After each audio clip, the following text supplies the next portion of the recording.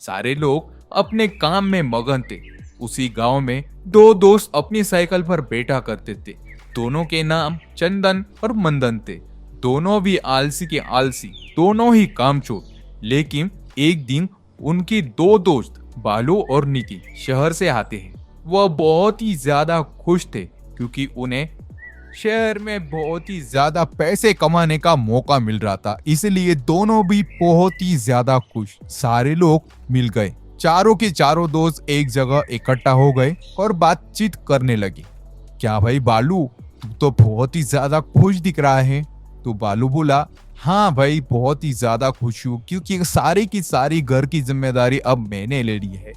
अभी मैं पैसे कमा रहा हूँ और घर पर दे रहा हूँ। तो इस पर चंदन बोला कि हाँ भाई तेरे तो मजे हो गए, वैसे तूने हमारे लिए तो कुछ भी सोचा नहीं होगा। तो बालू बोला, अरे भाई मैंने तो तुम्हारे लिए बहुत कुछ सोच के रखा है, लेकिन तुम दोनों हो कि कुछ काम समझते ही नहीं हो। तो बालू बोला, मेरे दिमाग में एक आइडिया आ रहा है, क्या तुम दोनों चाय की टपरी डाल सकते हो? क्योंकि हमने भी चाय की टपरी डाली वाली है शहर में, तो वो बहुत ही अच्छी खासी चलती है। अच्छा, चाय की टपरी, ये तो हमने पहली बार ही सुना है कि तुम दोनों चाय की टपरी पे काम करते हो। वैसे मैं तुम्हें बता दूं चंदन कि हम किसी के हाथ के नीचे काम नहीं करते। हमारे खुद की चाय की एक दुकान है छोटी सी, और उसी पर हम दोनों काम करते हैं। वैसे हम सेल्फ बिजनेस बोल के भी करते हैं, जिसे इंग्लिश में सेल्फ बिजनेस कहते हैं। वो तो हम लोग समझ गए, लेकिन हमें ये बिजनेस डालने के लिए बहुत ही ज्यादा खर्चा आ सकता है।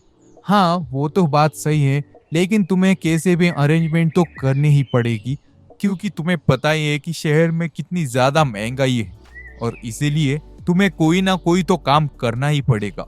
तो इसी पर चंदन और मंदन ने सोचा कि क्यों ना इन दोनों की बात हम मान ले और चलते हैं शहर। दोनों के दोनों निकल पड़े शहर जाने के लिए, लेकिन इन्हें पता नहीं था कि शहर में कितनी ज्यादा कंपटीशन होती रहती है।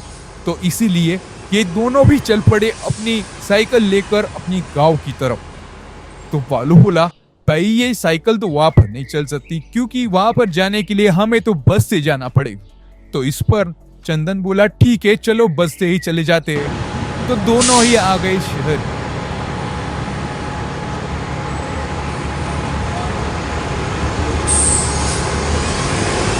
शहर में आते ही दोनों ने एक नई दुकान खोल ली, और उस दुकान में दोनों के दोनों काम करने लग गए। लेकिन इन्होंने उनकी दोस्त बालू के बाजू में ही दुकान खोल ली, जिससे कि बालू का धंधा ठप होने की ज्यादा से ज्यादा तैयारी थी।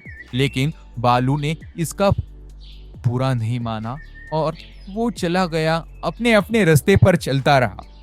उसने किसी भी बात का बुरा ना मानते हुए ठीक है बोल के अपने दोस्तों को शामिल कर लिया। लेकिन पैसों को देखकर चंदन और मंदन की नजर फिर गई, और वो अपनी तैयारी से कोई ना कोई करके इन दोनों का धंधा ठप करने के लिए तैयारी कर रहे थे। 3 दिन उलझ जाने के बाद चंदन के जो भी ग्राहक थे वो पूरी तरह से नाराज होने लगे, क्योंकि उन्हें उसमें कुछ भी पसंद नहीं आ रहा था।